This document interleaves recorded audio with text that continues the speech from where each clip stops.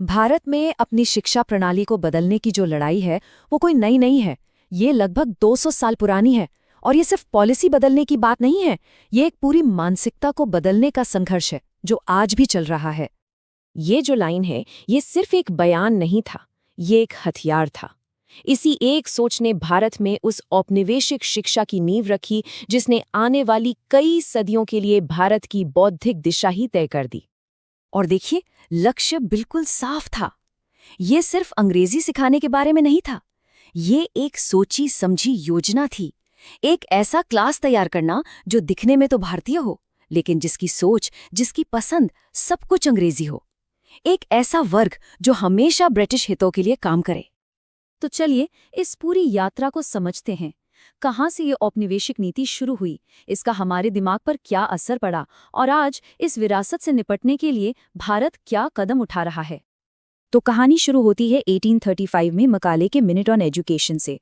अब ये कोई मामूली सरकारी दस्तावेज नहीं था, ये एक पूरा ब्लूप्रिंट था। एक ऐसा खाका जिसका मकसद था ऐसे भारतीय तैयार करना जिनका कल्चरल जीपीएस हमेशा के लिए ब्रिटेन पर सेट हो जाए।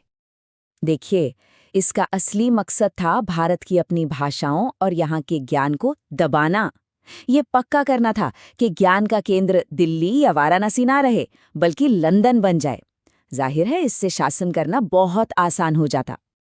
लेकिन इस नीति का असर सिर्फ किताबों या स्कूलों तक नहीं रहा। इसका सबसे गहरा और लंबा असर पड़ा भारतीय सोच पर, जिसे पोस्ट कॉलोनियल थ्योरी के नज़रिए से समझना बहुत ज़रूरी है। इसे कहते हैं मन की गुलामी। ये एक ऐसी मानसिक अवस्था है जहां इंसान को अपनी ही संस्कृति को दबाए जाने में कुछ गलत नहीं लगता, बल्कि वो इसे एक अच्छी चीज़ मानकर स्वीकार भी कर लेता है। ये सिर्फ भाषाएं हटाने तक सीमित नहीं था। ये ज्ञान हासिल करने के, दुनिया को देखने के जो भारतीय तरीके थे, उन्हें जड़ से मिटाने की एक सिस्टमैटिक कोशिश थी। एक तरह से ये हमारी बौद्धिक विरासत पर एक हमला था, जिसका असर आज भी हमारी शिक्षा व्यवस्था पर दिखता है। दुनिया भर के कई बड़े विचारकों ने इस पर लिखा है, जैसे इनगुंगी व थ्योंगो ने कहा कि भाषा कल्चर पर हावी होने का सबसे ताकतवर हथियार है। वहीं फ्रांस फैनन ने समझाया कि कैसे गुलाम बनाए गए लोग सफ़ेद मुखौटे पहन लेते हैं, मतलब वो अपने शासक की भाषा और कल्चर को ही अपना मान लेते हैं। इससे ये पता चलता है कि भाषा सिर्फ बातचीत का जरिया नहीं, ये पहचान और ताकत की जंग का मैदान भी है। और ये सब सिर्फ किताबी बातें नहीं है, इसका नतीजा आज भारत की एक कड़वी सच्चाई है। इंग्लिश डिवाइड, ये एक गहरी सामाजिक खाई है जो अंग्रेजी बोलने वाले एक छोटे से तबके को बाकी की बड़ी आबादी से अलग करती है। और यही खाई तय करती है कि कानून, अच्छी नौकरियों और तरक्की के मौके किसे मिलेंगे। तो सवाल उठता है कि इस भारी भरकम ऐतिहासिक विरासत से निपटने के लिए आज का भारत क्या कर रहा है। इसका जवाब 2020 में आई नई शिक्षा नीति में खोजने की कोशिश की गई है। जरा इस टाइमलाइन को देखिए, 1835 से 2020 तक। ये लंबा सफ़र दिखाता है कि एनईपी 2020 कोई छोटा मोटा बदलाव नहीं है, बल्कि ये लगभग 2 सदियों से चली आ रही एक व्यवस्था को बदलने की एक बहुत बड़ी और ऐतिहासिक कोशिश है। तो आखिर इस नई नीति में ऐसा क्या खास है? क्या है जो इसे इतना अलग बनाता है?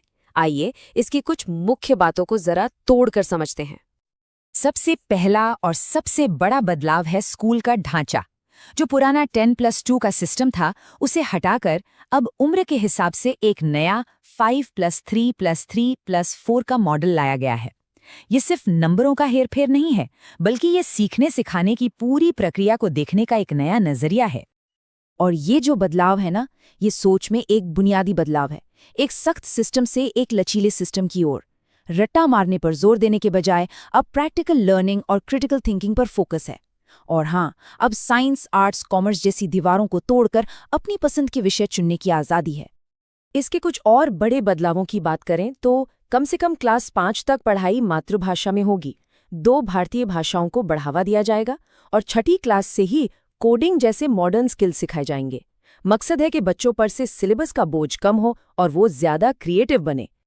अब देखिए, जब भी कोई इतना बड़ा बदलाव आता है तो जाहिर है सबकी राय एक जैसी नहीं होती। इस नीति को लेकर भी जबरदस्त समर्थन और तीखी आलोचना दोनों ही देखने को मिली। तो बहस के 2 सिरे हैं।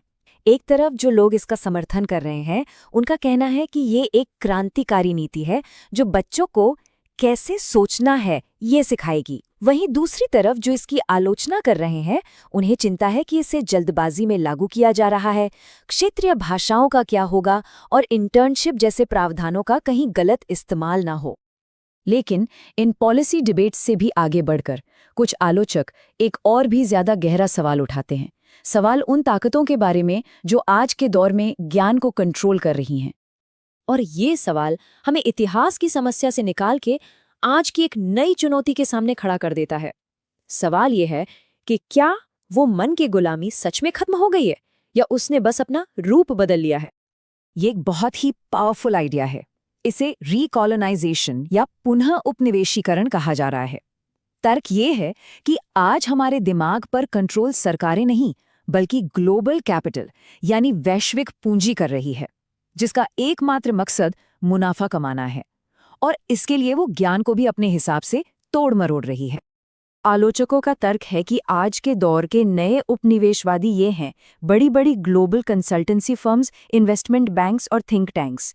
ये अपनी रिपोर्ट्स और रैंकिंग्स के जरिए हमारी नीतियों और हमारी सोच को प्रभावित करते हैं, और अक्सर इनके विश्लेषण सच की खोज के लिए नहीं, बल्कि वैश्विक पूंजी के हितों को साधने के लिए होते हैं। तो आखिरी सवाल यही है, अगर पुराने उपनिवेशवाद ने हमारे दिमाग को कंट्रोल करने के लिए भाषा का इस्तेमाल किया, तो क्या आज का ग्लोबल दौर ज्ञान का ही इस्तेमाल कर रहा है?